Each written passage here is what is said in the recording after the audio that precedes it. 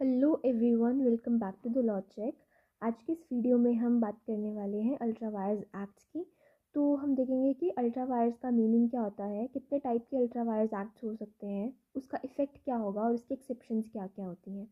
तो बिना time waste किए let's get into the video. तो जो वर्ड अल्ट्रा वायर्स है वो दो लेटिन वर्ड से आया है। अल्ट्रा अल्ट्रा का मतलब होता है बियॉन्ड, एंड वायर्स वायर्स का मतलब होता है पावर। तो सिंपल वर्ड्स में समझे तो अल्ट्रा वायर्स का मतलब है beyond the powers. Company law के केस में देखें तो यानी कंपनी ने अपने पावर्स के बाहर जाकर कोई काम कर दिया है, तो उस काम को हम क्या बोलेंगे कि वो अल्ट्रा वायर्स काम है, मतलब अल्ट्रा वायर्स एक्ट है। अब हम देखते हैं कि कंपनी के पावर्स कहाँ लिखे होते हैं। तो कंपनी के पावर्स मेनली उसके memorandum of association, specially object close में लिखे होते हैं, और कंपनीज एक्ट 2013 में भी दिए होते हैं। अगर कंपनी कोई ऐसा काम करे जो ना एमओए अलाउ करता है और ना ही कंपनीज एक्ट अलाउ करता है, तो वो एक्ट हमारा अल्ट्रा वायर्स कहलाता है। मतलब जिस काम के लिए कंपनी के पास लीगल पावर ही नहीं होती, वो सारे के सारे काम हमारे क्या कहलाएंगे, अल्ट्रा वायर्स एक्ट कहलाएंगे। अब क्योंकि कंपनी एक आर्टिफिशियल लीगल पर्सन है, तो उसके पावर्स जो है वो एक्सप्रेसली और इम्प्लाइडली वो एमओए के अंदर लिखे हैं, तो वो उन्हीं पावर्स के अकॉर्डिंग ही काम कर सकती है। अगर वो उन पावर्स से बियॉन्ड जाके कोई भी काम करती है, तो वो सारे एक्ट्स हमारे अल्ट्रा वायर्स एक्ट होते हैं। अब हम बात करते हैं types of ultra vires act की। तो अल्ट्रा वायर्स एक्ट को हम इस बेसिस पर डिवाइड करते हैं कि किसकी पावर्स एक्सीड हुई हैं, या कौन सा डॉक्यूमेंट या फिर अथॉरिटी को वायलेट किया गया है। तो सबसे पहला टाइप आता है हमारा अल्ट्रा वायर्स द कंपनी। इसका सिंपल मतलब ये है कि जब कोई एक्ट कंपनी के पावर्स के बाहर हो। जो पावर्स कहाँ दी हुई हैं, हमारे एमओए के अंदर दी हुई हैं, specially in the object close, या फिर कंपनीज एक्ट 2013 में दी हैं, और वो सारे एक्ट्स हमारे क्या कहलाएंगे, अल्ट्रा वायर्स एक्ट कहलाएंगे।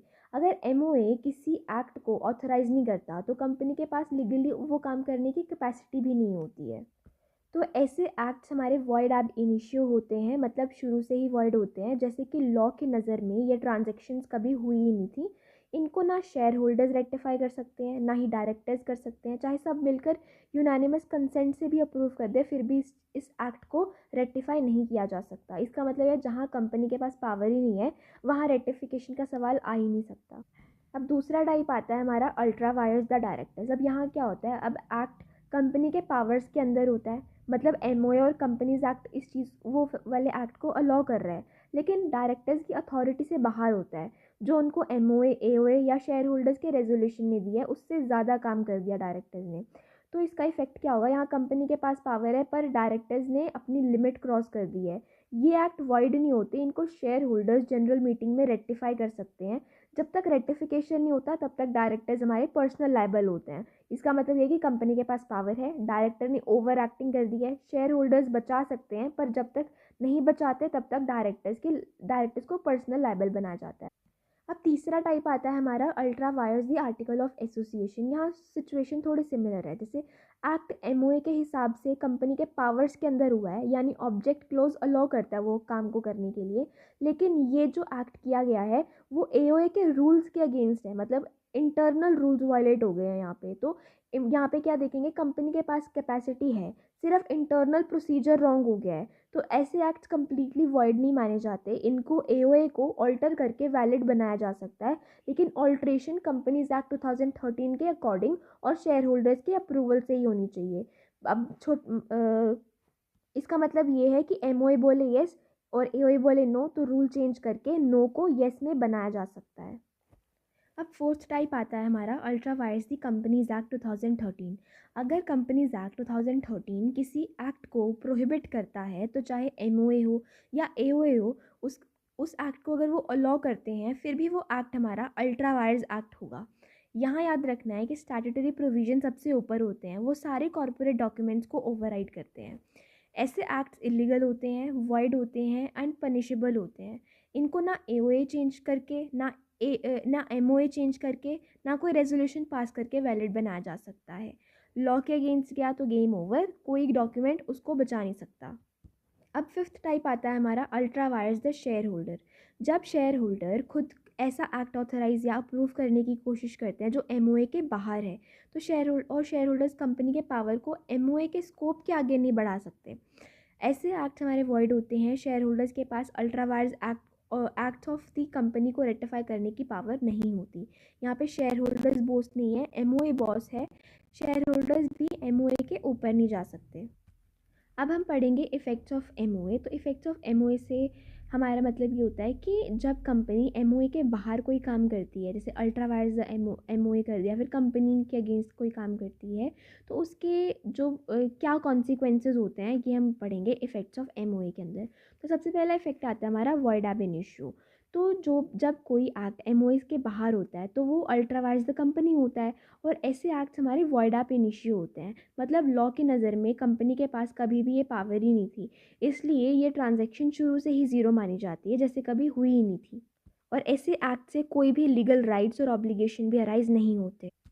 सेकेंड आता है हमारा नो रेटिफिकेशन पॉसिबल। तो ultra vires MOA company act को रेटिफाई नहीं किया जा सकता, ना शेयर होल्डर्स कर सकते हैं ना डायरेक्टर्स, चाहे सब मिलकर यूनानिमस अप्रूवल दे दें फिर भी इन एक्ट्स को रेटिफाई नहीं किया जा सकता।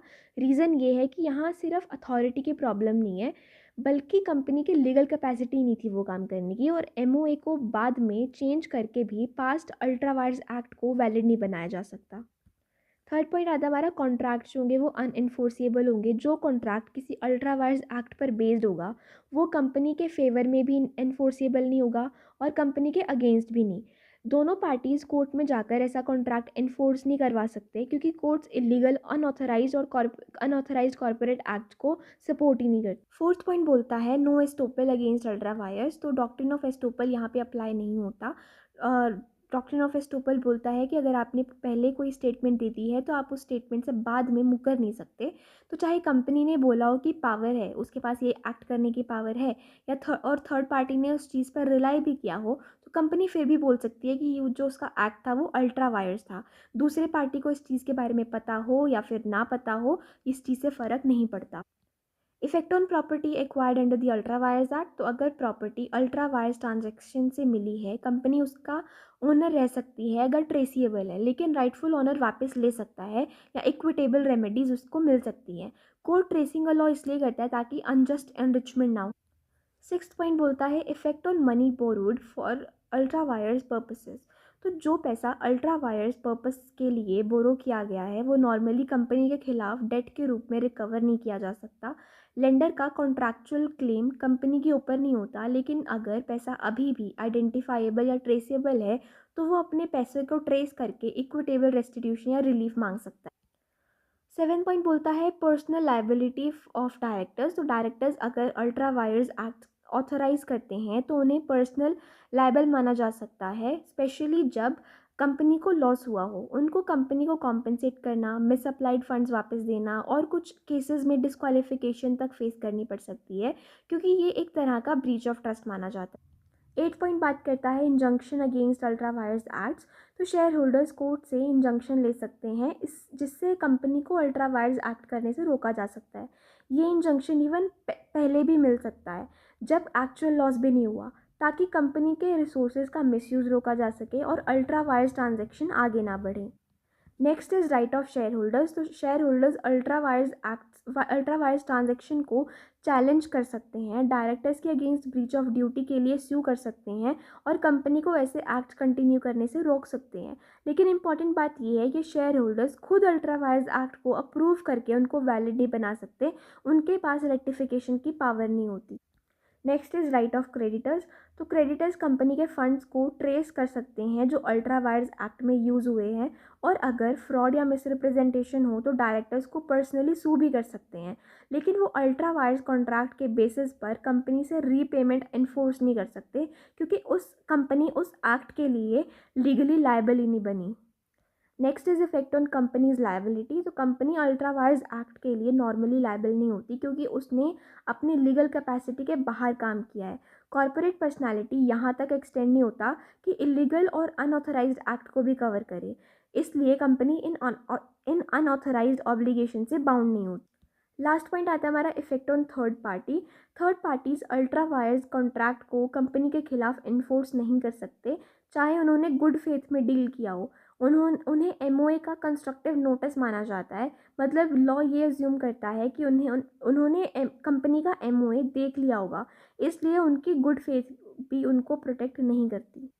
अब हम बात करेंगे exceptions to ultra vires act. मतलब कि कुछ एक्ट्स ऐसे होते हैं जो हमारे MOA AOA या फिर कंपनीज एक्ट में नहीं लिखे होते, बट फिर भी उनको हम वैलिड एक्ट्स मानते हैं, उनको उन एक्ट्स को अल्ट्रा वायर्स एक्ट नहीं माना जाता। तो वो कौन से एक्ट्स हैं नीचे हम पढ़ेंगे। तो सबसे पहले आता है हमारा एक्ट्स इंसिडेंटल और ancillary to the object of the company. जो एक्ट्स कंपनी के मेन ऑब्जेक्ट्स अचीव करने के लिए रीजनेबली ज़रूरी होते हैं वो अल्ट्रा वायर्स नहीं माने जाते। चाहे ये एक्ट्स ऑब्जेक्ट क्लोज में एक्सप्रेस ना लिखे हों, फिर भी इम्प्लाइडली अलाउ होते हैं। इनका डायरेक्ट कनेक्शन मेन ऑब्जेक्ट से होना चाहिए। कोर्ट्स ऑब्जेक्ट क्लोज को लिबरली इंटरप्रेट करते हैं। नेक्स्ट आते हैं हमारे acts within the scope of companies act 2013 and outside the scope of MOA या फिर AOA। जो acts companies act 2013 directly authorise करता है वो अल्ट्रा वायर्स नहीं होते, चाहे वो MOA AOA में मेंशन हो या फिर ना हो। स्टैट्यूटरी पावर्स ऑब्जेक्ट क्लोज से ऊपर होते हैं। अगर एक्ट अलाउ करते हैं, मतलब हमारा कंपनीज एक्ट उस चीज़ को अलाउ करता है, तो हमारा वो एक्ट भी वैलिड माना जाएगा। नेक्स्ट पॉइंट बोलते हैं हमारा acts authorised bye alteration of object close. तो कंपनी अपना ऑब्जेक्ट क्लोज सेक्शन 13 के अंडर ऑल्टर कर सकती है। ऑल्ट्रेशन के बाद फ्यूचर एक्ट्स इंट्रा वायरस हो जाते हैं, और लेकिन पास्ट वाले जो भी एक्ट्स होंगे, पास्ट अल्ट्रा वायरस एक्ट्स होंगे, वो वाइड ही रहते हैं।